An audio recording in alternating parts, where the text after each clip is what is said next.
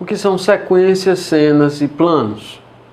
Sequências. Ao conjunto de ações que acontecem uma após a outra em lugares diferentes, todas aí relacionadas ao mesmo tema ou situação, chamamos de sequência. Vejamos um exemplo. O professor, dentro da sala de aula, convida os seus alunos a irem até o jardim da faculdade para lhes mostrar as espécies de plantas às quais se referia. Os estudantes caminham então com o professor pelos corredores da faculdade. No jardim, o professor continua sua aula em uma roda de alunos em volta de algumas plantas. O professor e os alunos seguem agora para o orquidário, caminhando pelo gramado, enquanto alguns alunos conversam entre si. Perceba que todas as ações e lugares faziam parte do mesmo assunto, a aula sobre botânica. Cenas são ações que acontecem em um mesmo lugar, formadas com estrutura de início, meio e fim, e que tem aí um mesmo tema ou unidade de ação. Vejamos então um exemplo relacionado àquele anterior. Cena do diálogo de Pedro com o seu professor. Durante a aula no jardim, Pedro perguntou ao professor quais as propriedades da cidreira. O professor se abaixa, pega algumas folhas da planta e dá para Pedro cheirar. Pedro tira as mãos dos bolsos, pega as folhas, leva até o nariz e inspira profundamente o seu cheiro. O professor fala então das suas propriedades. Perceba que esta ação aconteceu no mesmo lugar e fazia parte aí da mesma temática, a explicação sobre as espécies de plantas. E o que são tomadas? Bem, tomadas são intervalos de tempo gravados sem cortes. São as menores unidades da ação. Um exemplo ainda relacionado ao mesmo exemplo anterior. O momento em que o professor arranca as folhas de cidreira. Perceba que esta ação se dá em apenas uma tomada sem cortes. É como se fosse aí uma palavra dentro de uma frase. Planos é aquilo que está sendo enquadrado, aquilo que se vê pelo visor da câmera, a área em que a ação vai ocorrer. Vejamos então alguns tipos de planos. Contraplano é a imagem oposta a um plano anterior. É muito útil para apresentar dois lados de uma mesma situação, como na conversa entre Pedro e o seu professor, por exemplo. Plano geral mostra uma grande área, né? Situa a ação em um determinado espaço ou cenário e enquadra todo o ambiente onde está o objeto da ação, uma praia, uma montanha, uma rua ou mesmo uma sala de aula. Apresenta para o espectador, então, onde essa ação acontece. Plano americano. O professor é enquadrado até a altura dos joelhos. Esse tipo de enquadramento surgiu aí nos filmes de Hollywood, nos filmes de Bang Bang, para mostrar o momento em que se sacava a arma, né? Esse plano é ideal para a exposição de um conteúdo por um professor que fala em pé em frente a uma câmera, pois mantém aí um distanciamento interessante, né, entre o professor e esse estudante que assiste ao seu vídeo. Plano conjunto enquadra uma pessoa de corpo inteiro e também um objeto ou mesmo uma outra pessoa. É muito útil aí para apresentar conversas, né, entre duas pessoas. Todos os movimentos do professor e seu entrevistado eles estarão em quadro, né? É muito útil quando queremos usar uma parte do enquadramento para inserir ilustrações, imagens, né, sobre o que o professor fala.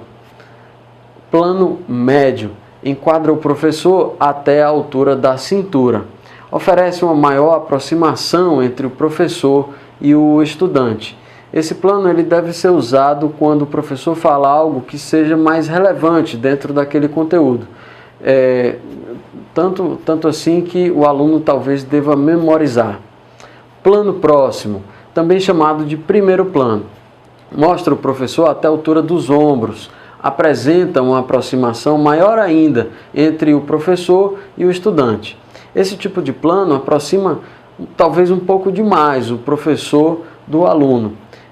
Não se deve abusar desse plano, a não ser que seja em caso de extrema necessidade. Close-up enquadra apenas o rosto do professor, expondo aí todas as suas expressões, né? Esse plano, sim, ele deve ser realmente utilizado realmente em caso de necessidade, no caso de o conteúdo pedir algo dessa natureza. Na maioria dos casos, um professor tão próximo de alguém que assiste a esse vídeo pode talvez causar aí um certo incômodo, né, nesse estudante, nesse espectador.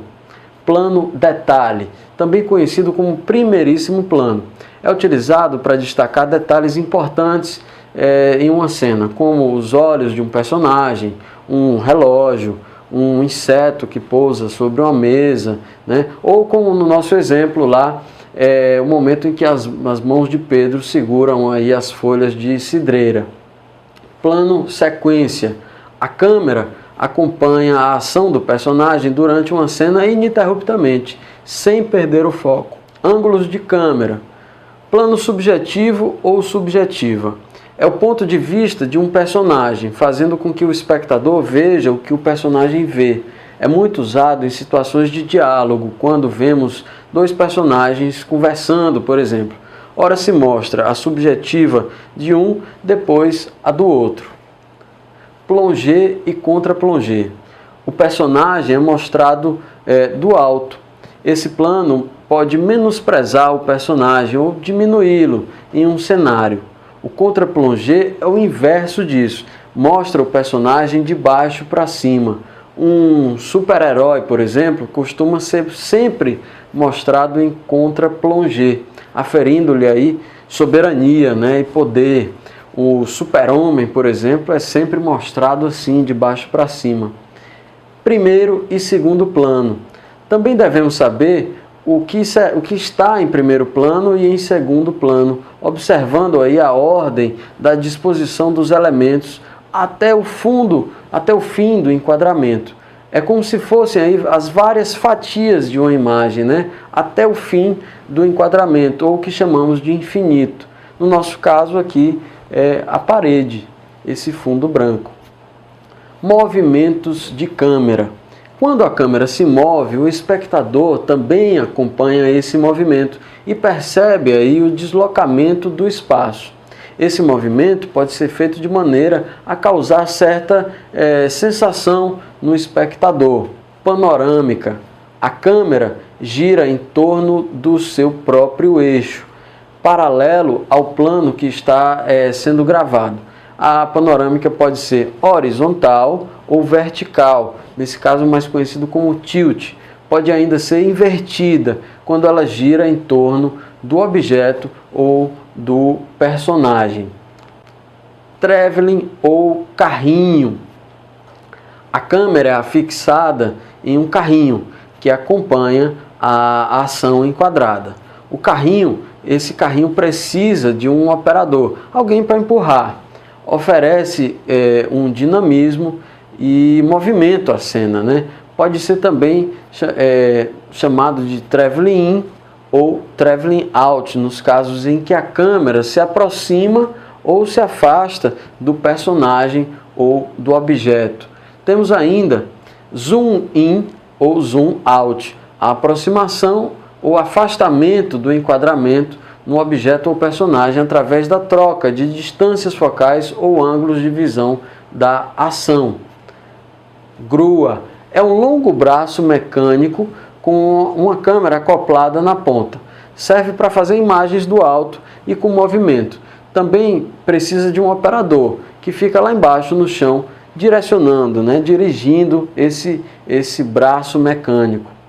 Steadicam é um colete que é vestido no operador da câmera. Nele temos um braço mecânico com um amortecedor, onde acoplamos aí a câmera em sua extremidade. Ele serve para amortecer os movimentos da câmera enquanto seu operador caminha, produzindo assim imagens com movimentos mais estáveis.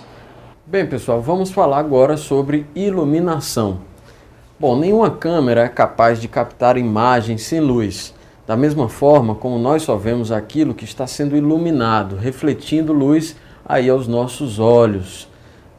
Portanto, é fundamental nós sabermos iluminar bem uma determinada situação.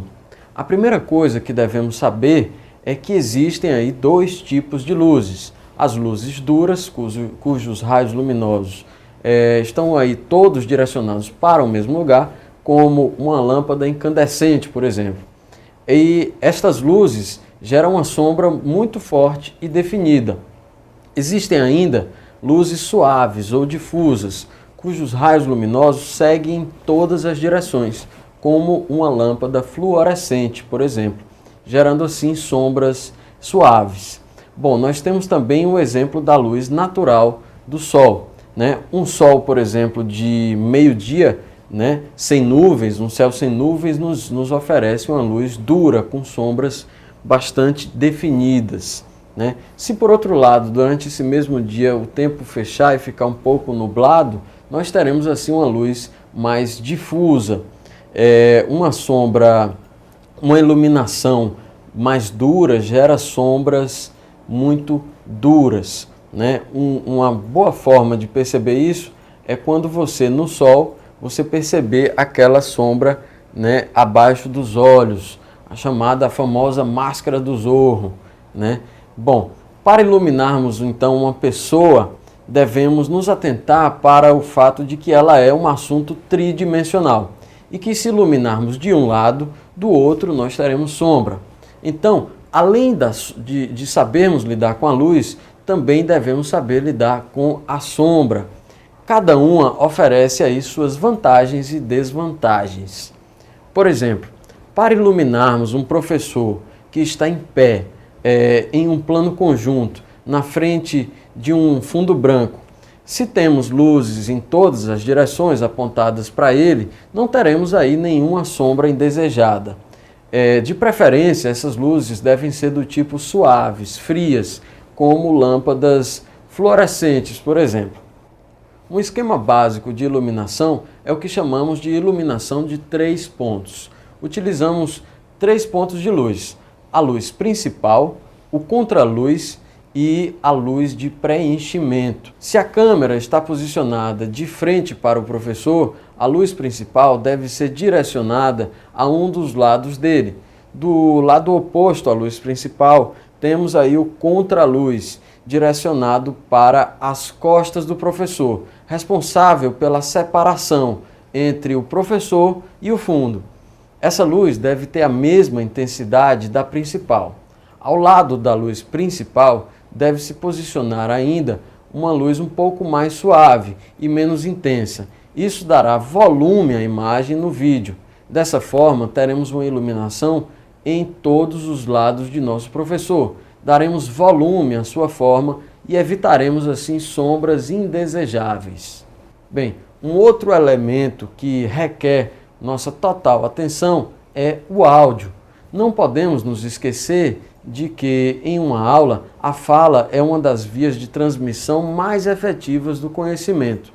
Captar de forma clara o áudio de um professor que está discorrendo sobre um determinado tema é imprescindível. Câmeras profissionais têm entradas para conexão de microfone, geralmente com entradas do tipo Canon ou P2, e microfones embutidos. Essas câmeras oferecem uma vasta gama de possibilidades para a captação de áudio.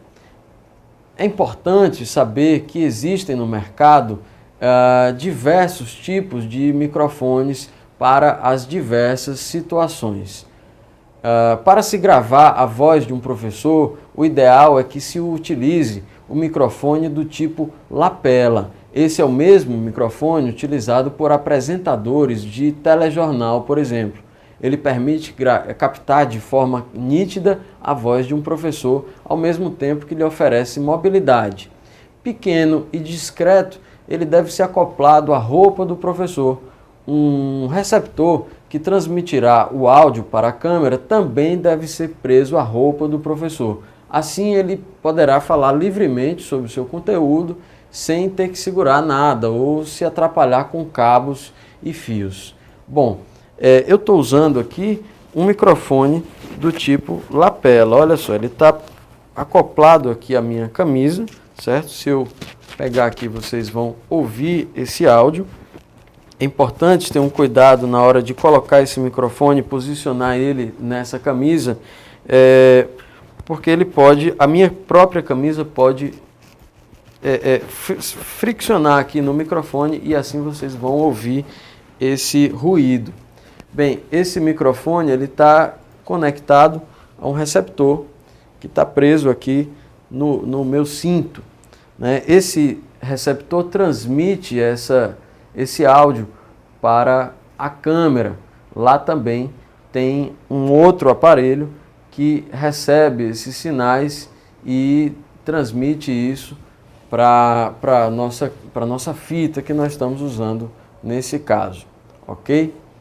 Bom, captar o áudio com microfones domésticos, amadores ou embutidos em uma câmera amadora pode captar, além da voz de quem fala, o áudio do ambiente, o eco da sala e uma diversidade aí de sons indesejáveis, podendo prejudicar a compreensão dos conteúdos à medida em que esses sons vão se misturar com a fala desse professor. Mas se a única alternativa disponível for utilizar o microfone embutido da câmera, por exemplo, a dica é gravar em uma sala silenciosa, de preferência com móveis ou outros objetos que impeçam a presença de eco, onde você tem aí certeza de que ninguém entrará nessa sala de surpresa. É bom passar uma chave na porta antes. Bom, acrescentar trilhas e efeitos sonoros também é uma ferramenta especial para acrescentar aí um dinamismo à sua aula e torná-la um pouco mais interessante. Procure trilhas e efeitos que se adequam aos conteúdos de forma ilustrativa, chamando sempre a atenção dos estudantes para um determinado tema e incentivando a sua reflexão. Bem, pessoal, chegamos ao fim de nossa videoaula. Lembrem-se das nossas orientações e aprofunde os seus estudos em nosso e-book e nas pesquisas que vocês fizerem relacionadas aos temas dessa aula. Ok? Um abraço e até a próxima!